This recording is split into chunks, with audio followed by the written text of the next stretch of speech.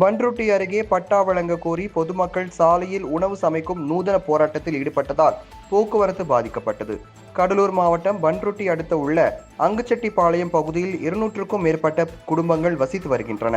தங்களுக்கு பட்டா வழங்க கோரி பல ஆண்டுகளாக போராட்டம் நடத்தி வரும் நிலையில் இது தொடர்பாக சென்னை உயர்நீதிமன்றத்தில் தொடரப்பட்ட வழக்கிலும் பட்டா வழங்க மாவட்ட நிர்வாகத்திற்கு அறிவுறுத்தப்பட்டது.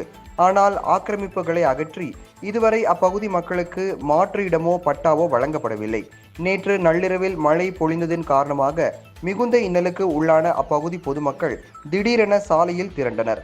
தொடர்ந்து சாலையில் உணவு சமைத்தும் புத்தகங்களை கையில் வைத்து படித்தும் அப்பகுதி மக்கள் ஆர்ப்பாட்டத்தில் ஈடுபட்டனர். இந்த ஆர்ப்பாட்டத்தின் காரணமாக பிரதான சாலையில் போக்குவரத்து பாதிக்கப்பட்டது.